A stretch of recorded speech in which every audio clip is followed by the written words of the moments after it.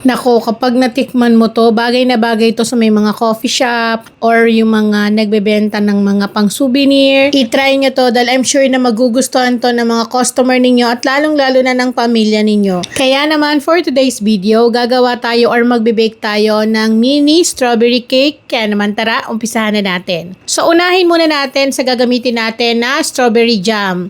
So sa mga makakapansin nito, ito po ay ginagamit sa mga milk tea shop, coffee shop, at pwedeng-pwede nyo rin itong gamitin puree, toppings, filling sa donuts, cakes. So marami itong pwedeng paggamitan. Pero kalimitan kasi nakasanayan, ang ginagamit is yung nasa in-can na maliliit, no? So medyo may pagkamahal po yung presyo nun. Pero kung madiskarte ka at naghahanap ka ng makakasulit ka, mas marami yung magagawa mo or mapagagamitan mo, yung ganitong 3 liters na mahigit, nasa 300 plus lang. Compare dun sa nasa in-can na nasa 200 to 300 plus, maliit lang yon. So, ang gagawin lang natin dito is palalaputin lang natin to ng bahagya. Isasalang natin sa ating kalan, tas meron tayong nakaabang na slurry.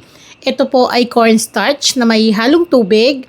Ito yung pampalapot. So habang ito po ay nakasalang sa apoy, kailangan katamtaman lang din po yung init ha, wag pong sobrang lakas. Kapag alam nyo na maligamgam na, maya-maya ay pwede na natin ilagay dito yung slurry na ating ginawa. So palalaputin natin to. Yun lang kasi ang pinagkaibahan nito dahil nga ito ay ginawa itong ating strawberry jam para sa mga milk tea shop, coffee shop, para sa mga milkshake. So may pagka malabnaw siya yung texture niya. Hindi katulad nung nasa lata na talagang as in concentrated na malapot talaga. Pampalaman talaga yon. Kaya ang discarding gagawin na lang natin is maglalagay tayo ng pampalapot. So ganyan. Kapag nakikita ninyo na kumukulo na, ay may kita nyo naman na yun, may buo-buo. Kaya maganda rin po itong gamitin, itong strawberry jam nila. At dito nga kung makikita ninyo, kumukulo na itong ating sinalang. Then haluin lang po natin ng bahagya. Tapos parang yan po ay kikintab dahil nga dun sa cornstarch na ating nilagay. Kapag gano'n na, ay pwede na po natin itong tanggalin dito sa ating pinaglulutuan at papalamigin natin. Maganda din itong brand na gamit natin kasi meron itong buo-buo talaga na strawberry. Kaya pwede nyo itong gamitin sa mga donuts, yan, sa mga cheesecake, ang toppings, pwedeng-pwede po ito. So, mas makakamura tayo kapag ganito yung gagamitin natin. So, kunin na natin to, ilipat sa isang lagayan. Bali, nilagay ko yung lagayan natin sa timbangan para makita ninyo kung ilang grams yung aabutin nito. So, ayan, nasa kulang-kulang 300 grams yung inabot. Bali, nasa 297 grams. Set aside muna natin, then palamigin. Next naman, gagawin natin is paghihiwalay natin yung egg yolk sa egg whites. So, gagawin natin yon kasi gagawa tayo mamaya ng chiffon cake. Pero unahin muna natin yung cake batter natin. Bali nga pala, kailangan natin gawin dito at lagi ko naman laging sinasabi mga manay na ang egg whites natin na gagawin nating merengue mamaya, kailangan hindi mapapatakan ng tubig at hindi rin mapapatakan ng egg yolks na nabasagan. Kaya kailangan ingatan ninyo na mapaghiwalay talaga ng maayos. So, ganyan po yung diskarte na ginagawa ko. Or pwede naman na kung ano yung nakasanayan ninyo ay dun kayo. Pwede kayong gumamit ng isang malinis pa na lagayan para dun kayo maglalagay ng itlog at dun yung paghiwalayin para hindi naman talaga mismong direkta dito masama sa egg whites yung egg yolks. Then, paulit-ulit lang natin yan gawin hanggang sa matapos natin. Medyo maproseso at yung iba talaga kinakabahan kapag ganito yung diskarte. Pero kapag nakasanayan nyo na, madali na lang din sa inyo. So, tapos na tayo dito na paghiwalay na natin ng egg yolk sa egg whites. Set aside muna natin yan. Kuha tayo ng isang malaking lagayan, isang timbangan na gagamitin natin kasi magtitimbang tayo ng ating harina. Again, kapag baking, like kung sinasabi, mas mainam na timbangan na po ang gamitin. Ito nga pala yung brand na gamit kong harina. Pero dito may kita ninyo na ilalagay ko siya sa measuring cup. So, ang gamit ko rito ay 1 cup. Then, titimbangin ko yan mga manay. So, lagay natin sa grams. Then, pumapatak lang siya na 124 grams yung timbang. Then, next naman natin dito, susundan natin ng mga iba pang sangkap. So, maglalagay tayo dito ng baking powder. Ang ilalagay ko lang na baking powder, ito yung gamit ko na brand, Calumet. So, maglalagay lang po ako ng half teaspoon or pwede rin kayong gumamit ng any brand na gusto ninyo or nakasanayan ninyo. Tapos, susundan ko rin po ng paglalagay ng asin na 1/4 teaspoon lang ang sukat. Konting-konti lang kasi konti lang din naman tong ating gagawin. Then, pwede nyo naman doblehin yan kung maramihan yung inyong gagawin. Mix lang po natin ng maigi. Pagkatapos natin mahalo, maglalagay tayo ng pinakapuwang sa gitna para doon natin ilalagay yung liquid ingredients natin. So, dito una kong ilalagay yung ating fresh milk na sumusukat ng 180 ml. Then, sabayan na rin natin ang paglalagay ng 4 na pirasong egg yolks. Simutin natin yan para walang sayang. Tapos, susundan na rin po natin ang paglalagay ng 50 grams ng white sugar. Then, mix po natin ng maigi.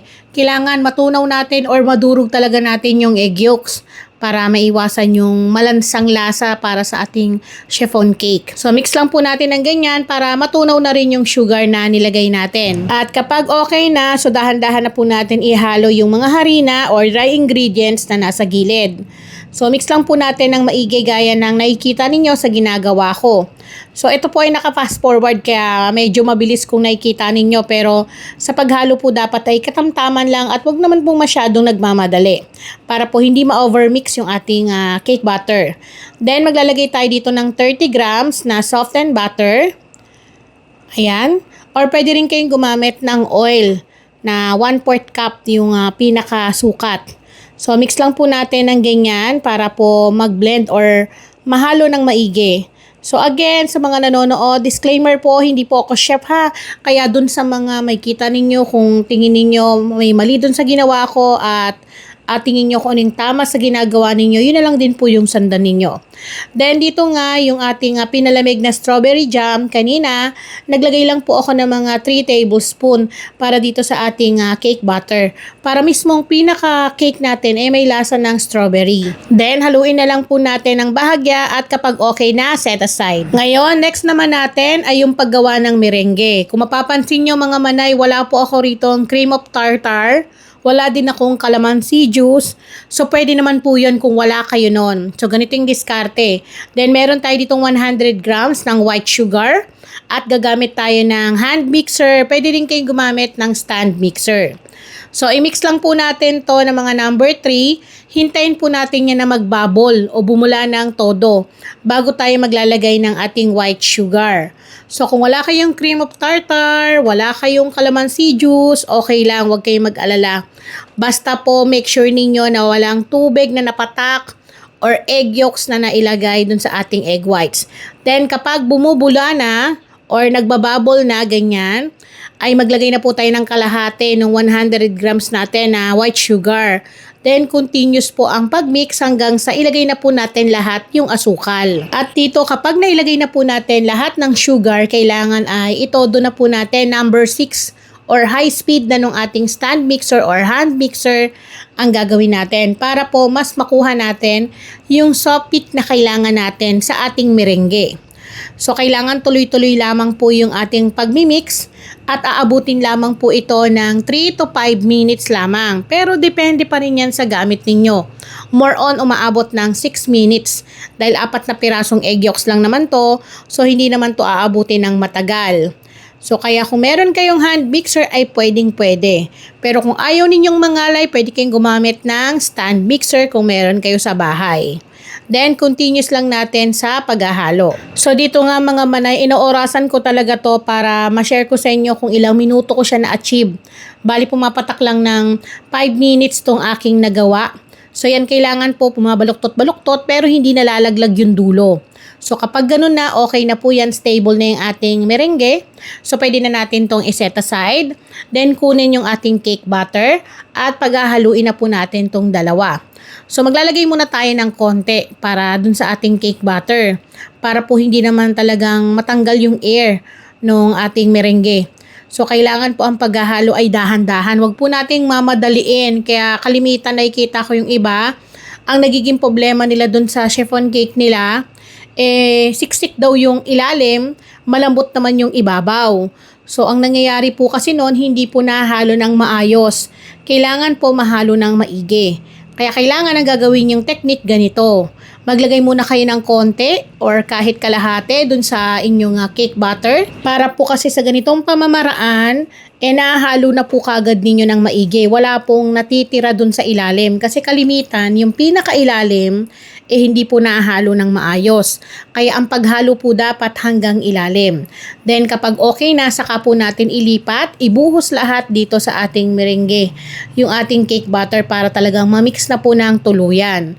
Sa paggawa ng ganitong cake, kadalasan po talaga mas marami yung nagkakamali. Pero kung titignan yung maigi mga manay, napakadali lang po neto at isa to sa paborito kong cake kasi nga malambot, talagang masarap. Alam mo yon, pwede mo siyang pang stock kahit eto lang kahit wala nang palaman talagang as in mabubusog ka. So ilagay po natin lahat yan at wag natin sayangin yung mga tira-tira, kailangan sagarin natin or sairin natin. Then, pag okay na, ay dahan-dahan po natin yan haluin. Ang paghalo po ay hindi minamadali. At kung mapapansin nyo yung paghalo ko pag ganyan, parang tinataktak ko siya, pina-fold. So, dito pa lang kung makikita ninyo, hinahalo ko siya ng may gaang yung kamay. Hindi yung nagmamadali or yung parang ang paghalo ay kulang na lang, kala mo hinahabol tayo. So, kailangan yung paghalo po may kasamang gaang ng kamay. Pero kailangan i-make sure po natin na yung nakikita ninyo mga puti-puti na yan, magiging iisang kulay lang yan. So, kailangan walang mas dark na yellow at wala namang white. Kailangan tama yung pagkahalo. Magiging ganito siya. Yan, yung magiging light yellow. At kapag ganun na, ay pwedeng-pwede na po natin tong ilagay sa ating mga pan na naka-ready. So, kailangan ganito yung maging texture ng ating chiffon cake. So, gagamit tayo ng ganitong pan. So, ito mga manay, size 4 yata to na cupcake or 4.5. Nakalimutan ko na kasi matagal na tong pan ko. So, bali dito, gagamit po ako ng measuring cup, pero hindi ko to pupunuin. Bali, maglalagay muna ako ng kalahati. Kasi mamaya, maglalagay tayo ng strawberry jam na pinalamig natin kanina. Pero pwede naman na wag nyo na pong gawin yon. Kung ayaw ninyo na may palaman sa loob, pwede naman kahit wag nang maglagay. Then kung mapapansin nyo at alam ko magtatanong kayo, manay, yung po bang pan ay naglagay kayo ng oil, nagpahid ba kayo ng oil or anything? Wala po akong nilagay. Basta pinatuyo ko lang yan, pagkatapos kong hugasan, ganun lang. So madali naman din pong tanggalin yan kapag naluto na yung inyong cake. Then yan nga, nakapaglagay na tayo ng kalahati. Then eto yung ating strawberry jam na pinalamig kanina. So maglalagay lang tayo ng konti. Huwag nyo namang damihan, yung sakto lang. So maglagay kayo ng mga 1 teaspoon, ganun lang. Pero again, ito ay optional ha. Kahit wag nyo nang gawin to, ay pwede naman, skip nyo na lamang po ito.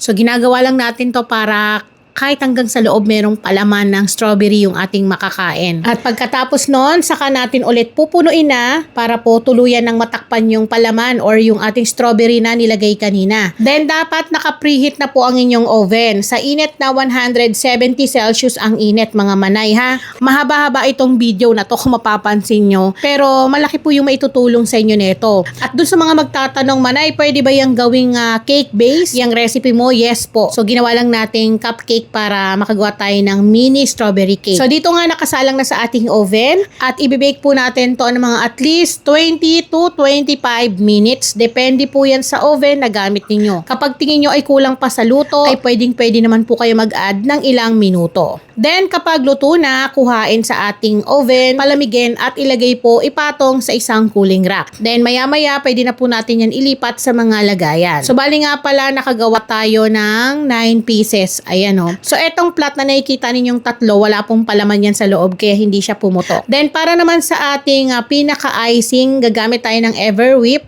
So, ito yung gagamitin natin at ito kasi yung pinakabagay para dito sa ating mini strawberry cake.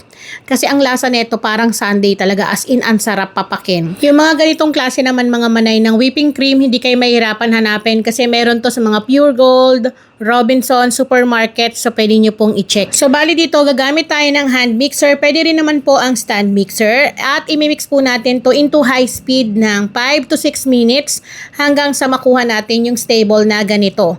Kapag okay na, ay pwede na natin tong iset aside or pwede nyo rin tong lagyan ng pinaka strawberry taste. So maglalagay tayo ng strawberry jam na pinalamig natin kanina pero may kita nyo napaka-stable. So pwede nyo tong itry na pang-frosting sa inyong mga cake. Pwede rin po itong gamitin pang-prop sa mga coffee. Pwede rin po sa mga milk tea. So naglagay lang ako rito ng mga 2 tablespoon ng strawberry jam. Then mix lang po natin. Pero nung naglagay ako ng strawberry jam, as in mas lalo siya naging stable mga te. Ayan o. Kita nyo. Ang sarap nito. So, ito pa lang pwedeng-pwede mo na talagang papakin. So, kapag okay na, so ilalagay natin to sa piping bag. Then, haluin ko munang maigi. So, gamit tayo ng ating spatula. Scrape lang natin yung mga gilid-gilid, pati mga ilalim para make sure natin talagang halong-halo. At kita nyo naman napaka-stable talaga. At bago nga pala ako maglagay dun sa piping bag ng ating icing, ipapakita ko muna sa inyo yung ating paglalagyan mamaya ng ating mini cake. So, eto nga pala yon. Ang tingin ko mga size nito parang nasa 5 and a half. Nakalimutan ko na yung size neto mga manay kasi ang tagal na neto dito sa akin. So, hindi ko na naalala. So, ito yung style niya. Meron neto sa online, meron din sa mga baking store. So, i-check nyo na lamang po. So, ganyan yung kanyang pinakalagayan natin. Then, ito yung piping bag na gagamitin natin. Nabibili rin to online. Meron din po sa mga baking store, mga manay. So, ang size neto ay large.